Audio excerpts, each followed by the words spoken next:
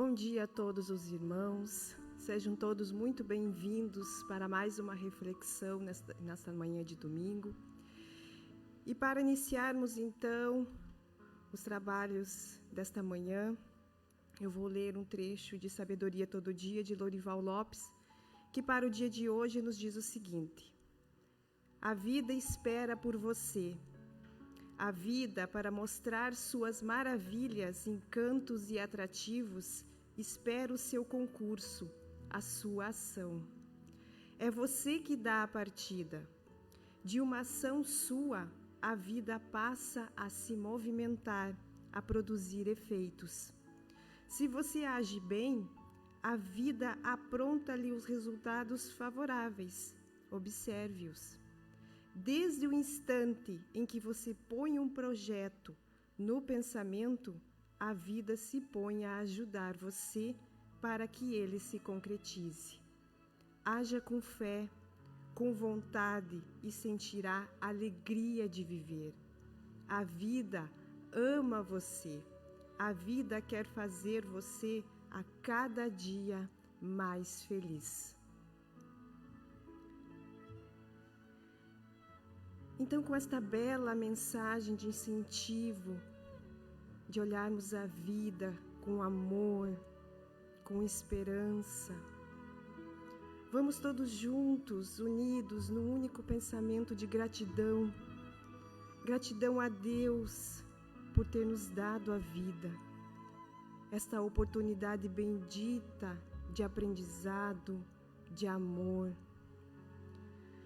Agradecer ao Mestre Jesus e à espiritualidade amiga que estão sempre conosco, nos acompanhando, nos intuindo os bons pensamentos e o melhor caminho a seguir.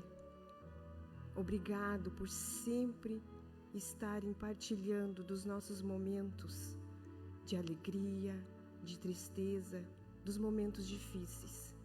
Obrigado por nos intuírem a cada instante e por nos receberem esta manhã aqui nesta casa de braços abertos para ouvir as nossas tristezas, as nossas angústias, mas principalmente para erguer o nosso bom ânimo para o enfrentamento da vida. Obrigado, ó Pai, que assim seja. Então hoje o Jorginho nos falará sobre como anda a nossa relação com a natureza. Boa palestra, Jorginho.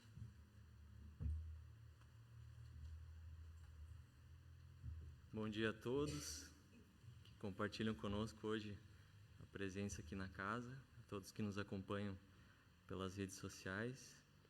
Um abraço a todos e que tenhamos momentos de reflexão conectados com os nossos benfeitores espirituais e com Jesus, que é o nosso mestre, nosso guia. A natureza nos mostra em toda a beleza da vida o prêmio do esforço paciente e corajoso e a imagem dos nossos destinos sem fim. Ela nos diz que tudo está em seu lugar no universo, mas também que tudo evolve e se transforma, almas e coisas. A morte é apenas aparente. Aos tristes invernos sucedem os dias primaveris, cheios de vida e de promessas. Com essa linda frase de Leon Denis, no livro O Grande Enigma, perguntamos: como anda a tua relação com a natureza?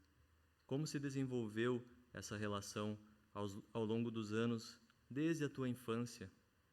Como você aprendeu a se relacionar com as árvores? Certamente muitos de nós subiram nelas, abrigaram-se nas suas sombras, comeram e ainda comem dos seus frutos. Como é a tua relação com as flores?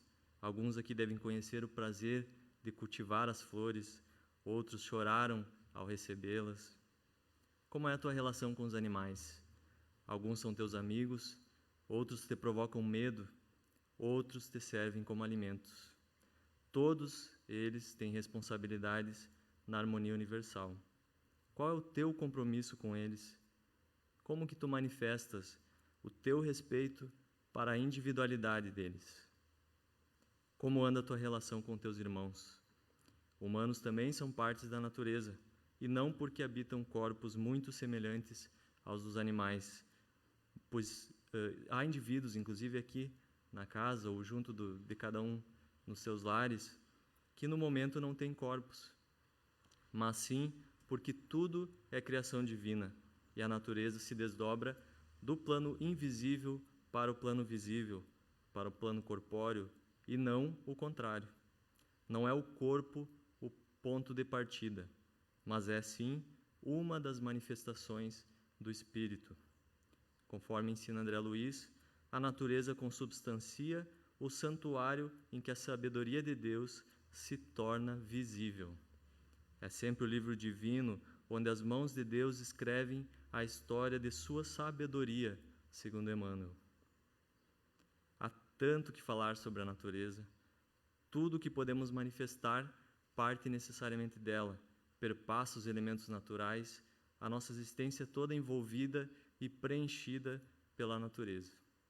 Desse modo, nós vamos tentar dispensar por enquanto o sermão separação do lixo, uso consciente da água, o consumo respeitoso dos produtos animais, porque são óbvios, são fundamentais, mas em algum momento será inevitável tocarmos nesse assunto, porque parece que custa a entrar nos nossos hábitos essa visão, esse entendimento que já temos.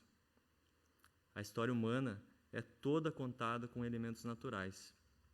O espírito mais elevado que já habitou entre nós, aquele que revelou, na verdade, ser o caminho, a verdade e a vida de todos nós, Jesus não se furtou de viver integrado aos elementos naturais e utilizá-los continuamente em seus ensinamentos, nas suas parábolas, comparando o grão de mostarda ao reino dos céus, a semente ao evangelho no coração dos homens, a figueira às realizações humanas, a humanidade toda no seu rebanho.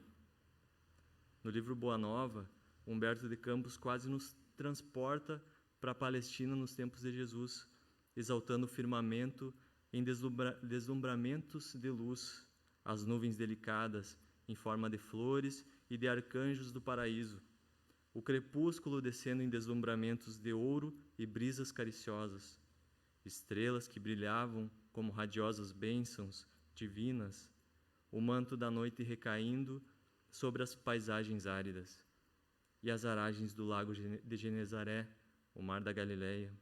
O próprio Jesus afirma a João, conforme relata Humberto de Campos, que nos quadros mais singelos da natureza encontramos os símbolos mais puros. Por melhor que possamos falar da natureza, por mais lindos os poemas, as canções, nunca será possível alcançar a magnitude das belezas naturais, expressando as leis infinitas, a complexidade, a unidade na diversidade, a utilidade em tudo o que existe, a inesgotável energia que pulsa incessante e que parece enfraquecer por alguns momentos para revelar um grande poder na sequência. Mesmo as mais lindas composições só podem fazer sentido porque acordam em nós lembranças de coisas que vivenciamos na natureza. A arte tem um poder que é conferido pela própria natureza, de nos fazer sentir algo, entender algo, né? Então, sem a natureza, não existe a arte. Talvez alguns lembrem de momentos menos agradáveis ao pensar na natureza, tipo aquele dia em que tem que ir trabalhar a pé sob um sol muito forte, a picada de um bicho que provocou uma dor, né? Um desconforto, ou pior ainda, uma tempestade que possa ter danificado a casa, um acidente causado ou com o concurso de forças naturais com um desfecho doloroso. Vejamos, porém, a seguinte frase de Carlos Augusto Abranches, no livro Vozes do Espírito. Por ser mãe, a natureza alimenta, veste, educa, orienta e define normas de postura do filho diante da existência. Então, não parece para vocês que essa ordem de dificuldade que nos faz perseguir o alimento e o abrigo, como os animais fazem, que nos impõe tantos cuidados, né? Desafiando tantas vezes o nosso raciocínio a buscar algo mais prático, né? Menos desgastante, nossa atenção voltada para isso faz com que tenhamos sempre um trabalho construtivo, tanto no campo físico quanto no campo espiritual. Essa é a impressão que dá, né? Segundo a questão 25a do Livro dos Espíritos, a união do espírito e da matéria é necessária porque nós, almas, espíritos, não temos organização apta a perceber o espírito sem a matéria. Então é como dizermos que nós somos mais do que a matéria, mas dependemos dela totalmente para nos relacionarmos entre nós. Então a natureza é a base das relações, né? Nós nos questionando como anda a nossa relação com a natureza, sendo ela a base para as nossas. Assim afirmou Emmanuel: tudo no altar da natureza é prazer de auxiliar e glória de servir. E em outra passagem ele explica: trabalhar é produzir transformação, oportunidade e movimento, mas o servir é criar simpatia, fraternidade e luz. Então são duas forças, o agir, o construir e o vibrar, ou o trabalhar com o corpo e o trabalhar com o espírito, no sentido do bem. Ambas são realizações necessárias a todos nós. Se tudo na natureza tem lugar, tem função, os tantos potenciais humanos também precisam ser colocados em atividade para equilibrar essa relação hoje predatória que nós construímos com a natureza. Nós confundimos pensando que na natureza há brutalidade, desordem, impurezas, hostilidade, mas não haveria equilíbrio e harmonia em tão extensa diversidade de vida se o que observamos fosse realmente desordenado. Há, sim, um plano muito complexo, mas, mesmo assim, perfeito. Então, nesse sentido, Kardec publicou uma mensagem na Revista Espírita de março de 1864, dizendo: sendo a natureza obra de Deus, Deus não pode ter caprichos, sem o que nada seria estável no universo. Se ele mudasse de opinião, de qualquer opinião, algo ia sair do lugar e ia destruir tudo, né? Então, se há uma regra sem exceção, deve ser certamente a que rege as obras do Criador. As exceções seriam a destruição da harmonia universal.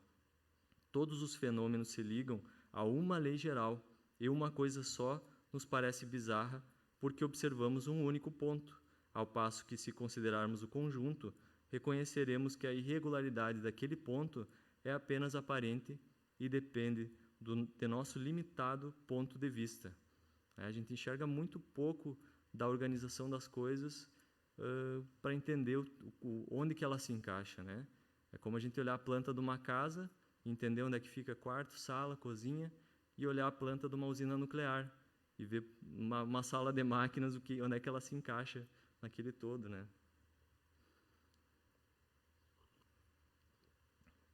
A lei natural é a própria lei de Deus, segundo os espíritos superiores, única para a felicidade do homem, dando-lhe a entender o que fazer ou deixar de fazer, sendo que toda a infelicidade procede do nosso afastamento dessa lei.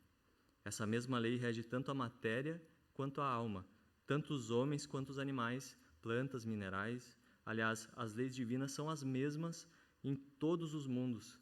Então, em outra galáxia, qualquer planeta que seja habitado, é a mesma lei funcionando, tanto moral quanto fisicamente.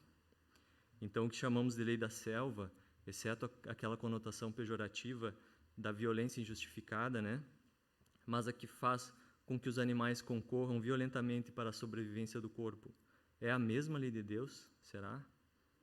A lei que rege as nossas estações do ano, o passar dos dias, as marés, que às vezes provocam catástrofes também, é a mesma lei que embala as nebulosas das galáxias carregadas de estrelas no espaço sem fim, sem destruir essa harmonia toda? A lei que fez nascer o amor de mãe, a proteção paternal, a caridade, é a mesma que permite agir um assassino impiedoso? É a mesma que determina a reencarnação dos espíritos? É a mesma lei, nós afirmamos, mas aplicada a cada caso, né? A lei divina, sendo absolutamente perfeita, ela sempre vai ser apropriada à natureza dos mundos, de cada mundo, e adequada ao grau de progresso dos habitantes. Assim, podemos pensar que todos aqueles estímulos pela dor que recebemos hoje, promovidos pelas dificuldades que enfrentamos, pelo simples fato de vivermos na Terra, eles vão ser desnecessários num planeta mais evoluído, né? Se não tem razão de ser, se não precisamos de estímulos para fazer o que é correto e progredir, não existirá dor, né? Muitos discordam de que a natureza seja tão generosa conosco. E o próprio Kardec, conhecendo os anseios humanos, formulou a pergunta 705 aos espíritos, questionando o porquê de a Terra nem sempre produzir o bastante para fornecer o necessário ao homem, ao que respondem os espíritos muito diretamente, que, sendo ingratos, nós a desprezamos, a Terra, e acusamos do que é resultado da nossa própria imprevidência, imprudência e imperícia, ou seja, do que não sabemos fazer e para o que não nos preparamos devidamente para acontecer. E mais, que a Terra sempre produziria o necessário se com ele nós soubéssemos viver. Contudo, nós empregamos muito no supérfluo e acaba faltando para o necessário, né? Nós temos muitas manias, né? Acabamos gastando muito em certas coisas, enquanto tem gente que não tem nem o que comer, nem onde viver com segurança, com conforto, né? Um mínimo de conforto. E isso nos remeteu à memória aqueles povos beduínos que viviam no deserto, né? Como é que eles faziam para administrar comida, água, atravessando o deserto, né? O que para eles significava o conforto naquele ambiente de dia muito quente, de noite muito frio, no meio das dunas, né? O que era higiene para eles? A gente tem tanta mania com higiene hoje, né? O que para eles era higiene? Então, nós comparemos com a nossa vida atualmente. O que é o real necessário para nós e até que ponto nós podemos desfrutar das comodidades que a nossa sociedade moderna proporciona. Os espíritos foram taxativos nessa mesma questão, dizendo que imprevidente não é a natureza, mas o homem que não sabe regrar o seu viver. Então, as regras pelas quais a gente se pauta ali que está o problema.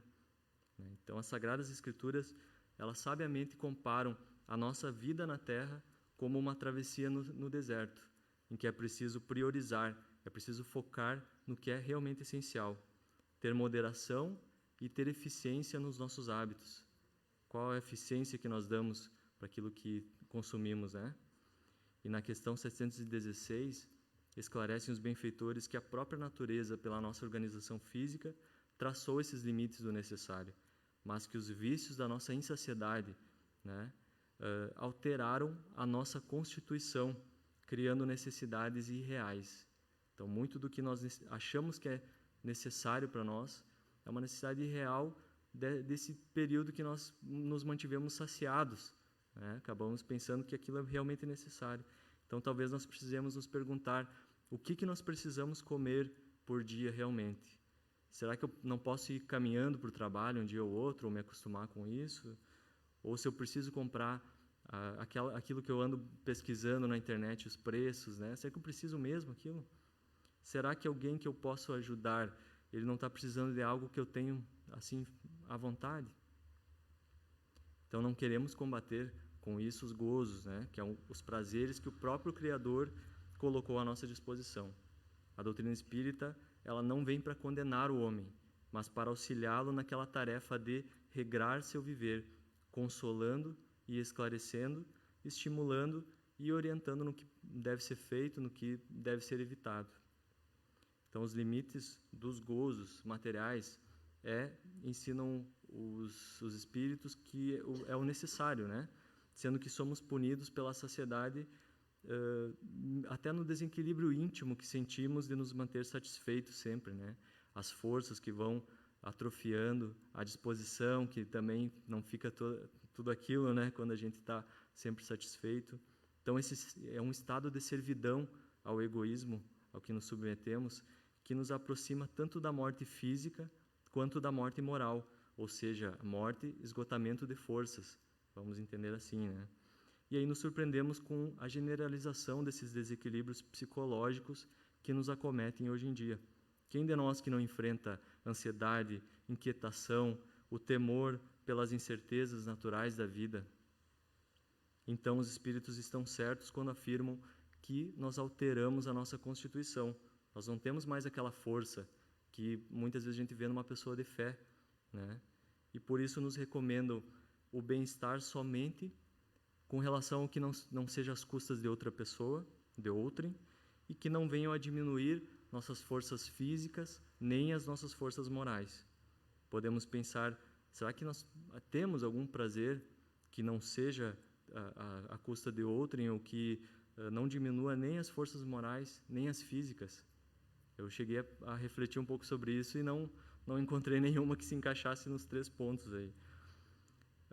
Ou até mesmo, né, hoje pensando que é domingo, alguns vão fazer churrasquinho, que não custe a vida de outros seres para saciar algum prazer nosso. Não querendo condenar, mais uma vez, né, não é para isso a doutrina espírita.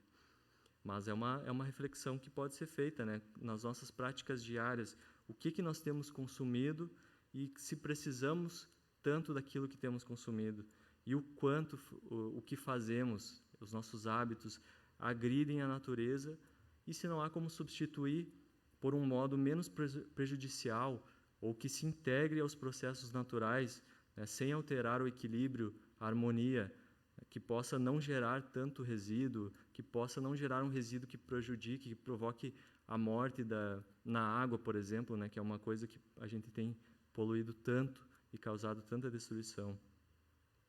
Essas reflexões condizem com os ensinamentos dos Espíritos, que afirmam não pretenderem que vivamos como selvagem ou que voltemos ao estado natural. A lei de progresso impõe o aperfeiçoamento da civilização, não a extinção da civilização. Então, vejamos o que ensinam os Espíritos no Evangelho segundo o Espiritismo. Com efeito, o homem tem por missão trabalhar pela melhoria material do planeta. Cabe-lhe desobstruí-lo, saneá-lo, dispô-lo para receber um dia toda a população que a sua extensão comporta. Para alimentar essa população, que cresce incessantemente, preciso se faz aumentar a produção. Então, se a destinação da terra é a ocupação máxima, 2 coisas são certas. Que voltarmos a viver como viviam os selvagens é impossível. Para ocupar toda a terra é impossível. E outra é que será necessária uma transformação total no nosso modo de vida, dispensando tudo que é supérfluo e adequando o que consumirmos aos processos naturais que sustentam o equilíbrio do meio ambiente. Isso é inevitável. Então, talvez alguém pense que seria mais correto o retorno ao modo de viver dos indígenas, dos aborígenes. Sua forma de viver não agredia consideravelmente a natureza, dá a ideia de mais integração. Contudo, aqueles povos primitivos estão na infância espiritual. Os potenciais humanos exigem que a ingenuidade dê lugar ao progresso e à civilização para possibilitar o desenvolvimento moral nas experiências que o avanço social provoca. E, nesse sentido, recomendamos o estudo de uma reunião mediúnica que Kardec publicou na Revista Espírita de agosto de 64. Um grupo de Bordeaux que estudava, né, umas cartas que Cristóvão Colombo teria escrito assim que descobriu a América, sobre os aborígenes mexicanos. E ele fala daquela condição de equilíbrio com a natureza, de benignidade que ele observou entre os povos. Eles ficavam muito chocados com qualquer menção da prática do mal. E ele começa a questionar sobre o progresso dos povos que colonizavam, né? Que tinham uma característica de guerreiros, de exploradores, se não seria um estado mais bárbaro que aquele do povo primitivo, né? E o guia espiritual, na verdade, o guia, naquele momento, aconselha que ele encaminha para Kardec, que tinha um preparo espiritual e filosófico maior para responder aquela pergunta. E o guia responde para Kardec, então, que aquele estado social dos povos primitivos, embora parecesse equilibrado, né, era de estagnação do progresso espiritual e que atraía, por essas vibrações, né, de estagnação, a dominação que eles sofreram, né, as mortes, toda aquela exploração que acabou acontecendo, e que, se não fosse isso, eles seriam exterminados por uma doença que resultaria daquela vibração da estagnação. Então, a questão 777 do Livro dos Espíritos nos leva a compreender que a felicidade do bruto, de estar livre dos compromissos, das necessidades, das tribulações da vida social, assemelha-se à felicidade dos animais e é incompatível com a natureza humana rica em divinos potenciais. Nós temos potenciais divinos, né? O perdão, o amor, o amparo, a instrução que nós podemos passar uns para os outros. Isso são potenciais divinos que os animais não têm. Então, nos cabe colocar em atividade. E uma outra reflexão também, que na nossa região, que é colonial, é agrícola, nós consideramos que os agricultores, como homens integrados à terra, eles estão vivendo mais em consonância com as leis naturais, né? Sem considerar que os nossos hábitos impõem a esses trabalhadores da terra uma exploração cada vez mais ávida e destrutiva dos recursos naturais, nós não vamos enxergar que nós somos responsáveis por essa situação. E aquele que não concordar com isso, nós recomendamos a leitura da questão 640 do Livro dos Espíritos, em que eles afirmam que aquele que se aproveita do mal praticado por outrem é tão culpado quanto este, como se ele próprio o houvera praticado. Então, aquela integração com a terra aparente não é uma integração porque explora, né? Não é culpa daqueles que praticam, porque eles estão lutando pela vida, né? Estão tentando sustento, mas nós somos culpados indiretamente porque provocamos essas situações. Nós não buscamos soluções menos agressivas para saciar as nossas necessidades, né? Então, o espírito Casimiro Cunha, no livro Cartilha da Natureza, afirma: a natureza é a fazenda vasta que o Pai entregou a todas as criaturas. Cada pormenor do valioso patrimônio apresenta significação particular. A árvore, o caminho, a nuvem, o pó, o rio revelam mensagens silenciosas e especiais. E aí nós perguntamos, novamente, qual é a tua relação com a natureza? Do que tu lembras ao pensar numa árvore, num campo, ao ouvir começar a chuva, como aconteceu agora, num pássaro alimentando sua cria num ninho, na abóbada celeste crivada de estrelas, nessas noites que a gente vê no interior, né, que as luzes da cidade não nos ofuscam tanto, nós conseguimos enxergar o universo cheio de estrelas, né? Nós estudamos na escola as divisões da natureza em diversos reinos: reino animal, reino mineral, vegetal, hominal. E Jesus nos ensina a buscar o reino dos céus, afirmando, contudo, que o seu reino não é deste mundo, significando, segundo esclarecem os Espíritos, até na questão 1018, eu retirei esse material, que o seu reinado se exerce unicamente sobre os corações puros e desinteressados, onde quer que domine o amor do bem. E na questão 1019, recomenda ao Espírito São Luís: todos vós, homens de fé e de boa vontade, trabalhai, portanto, com ânimo e zelo na grande obra da regeneração, que colhereis pelo cêntuplo o grão que houverdes semeado. Ai dos que fazem dos bens deste mundo a fonte de todas as suas alegrias. Terão que sofrer privações muito mais numerosas do que os gozos de que desfrutaram. Ai, sobretudo, dos egoístas, não acharão quem os ajude a carregar o fardo de suas misérias. Ficamos pensando quem que nos ajudaria se a gente vive uma vida egoísta e não conquista pela caridade, pela fraternidade, os corações amigos. Deus é o Rei por excelência. A sua perfeita justiça recompensa todo aquele que cumpriu com a sua parte, embora seja o Criador, o supremo provedor do universo. Conforme a capacidade de cada um, somos autores da nossa felicidade ou de nosso pesar. E assim expressou Kardec no livro O Céu e o Inferno. A completa felicidade prende-se à perfeição, isto é, a purificação completa do espírito. Toda imperfeição é, por sua vez, causa de sofrimento e de privação de gozo, do mesmo modo que toda perfeição adquirida é fonte de gozo e atenuante de sofrimentos.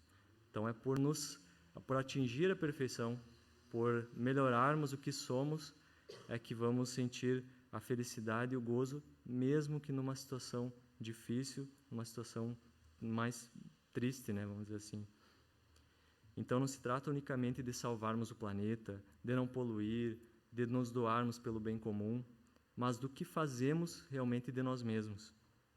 Foi dito até numa palestra aqui na casa, acho que faz umas 2 semanas, que numa entrevista perguntaram para o Chico se a Terra fosse destruída numa guerra nuclear, né, o que aconteceria? E o Emmanuel responde que naturalmente a providência divina nos reposicionaria num orbe adequado ao nosso grau de evolução, das nossas necessidades evolutivas. Então, para nós causa um certo pânico, né? Opa, Terra destruída numa guerra nuclear e natural. O plano espiritual nos coloca lá onde a gente possa continuar a vida, progredindo e aprendendo.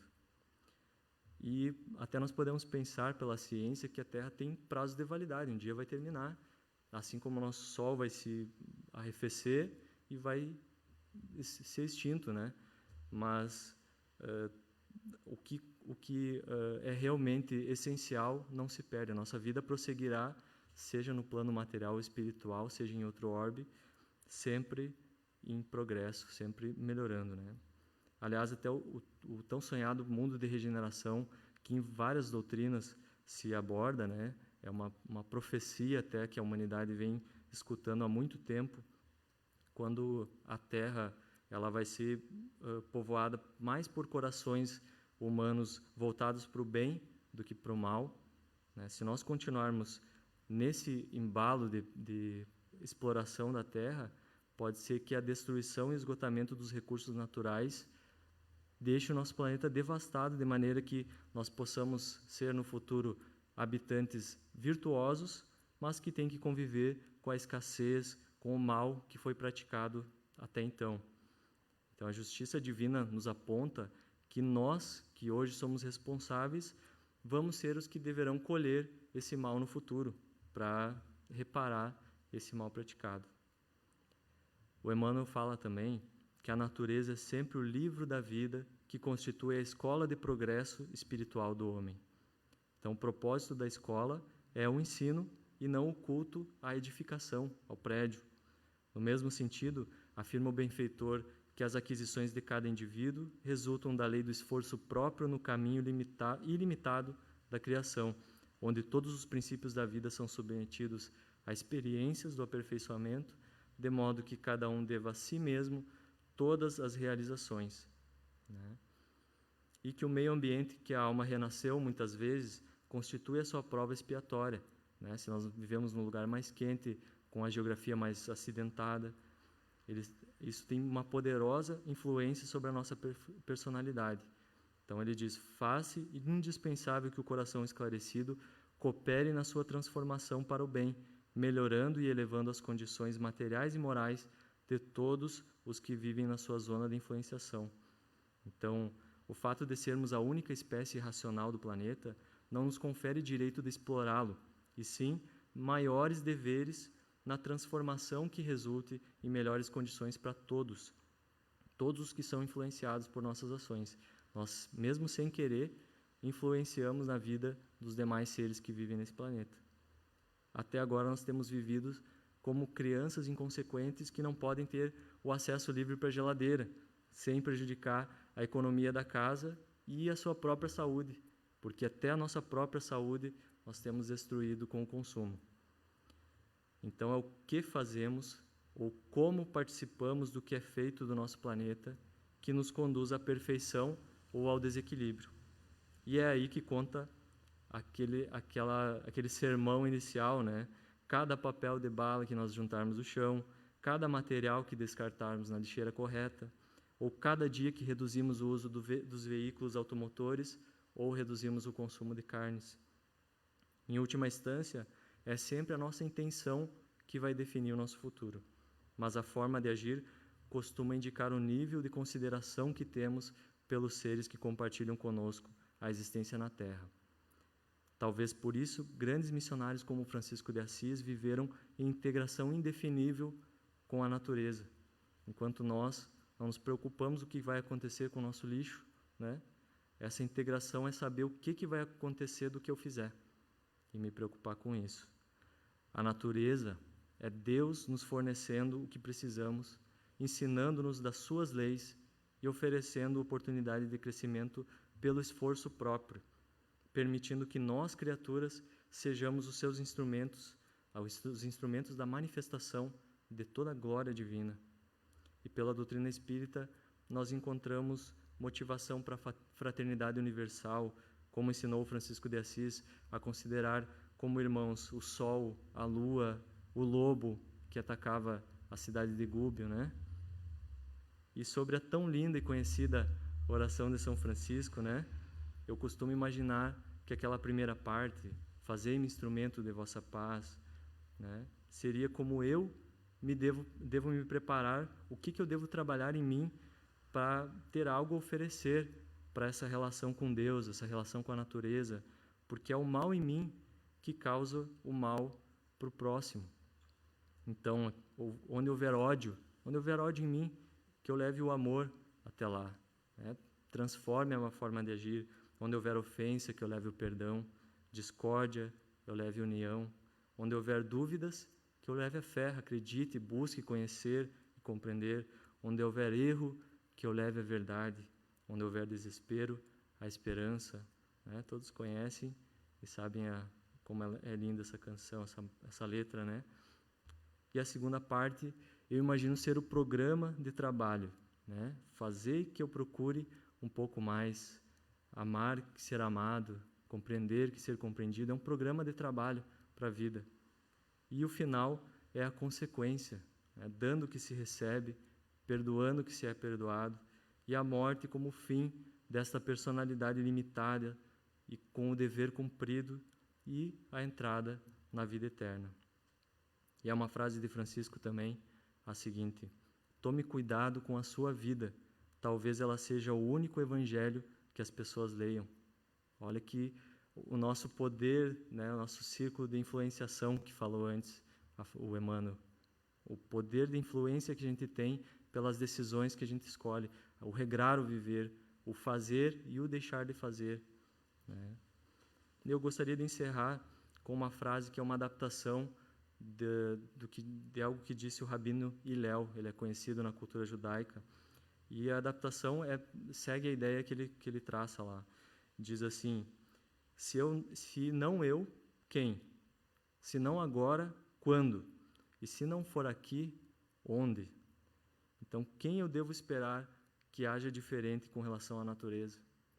Quando que eu pretendo mudar se as condições só pioram com o prolongamento dos erros? Se eu não deixo de errar, só vai ficando pior, vai ficando mais difícil de agir diferente.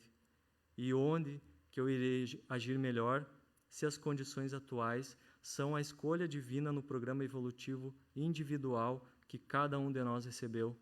Então, não haverá melhor lugar para exercício das nossas potencialidades e para a correção dos nossos erros do que o que nós estamos vivendo hoje. Então, meus irmãos, com um forte abraço, eu desejo que todos nós consigamos, a partir de hoje, ter uma visão diferente com relação com a relação que temos com a natureza, e uma postura diferente de alterar aquilo que está em desconsonância, que não está equilibrado nessa relação. Então, que Deus abençoe a todos nós e um ótimo domingo, ótima semana.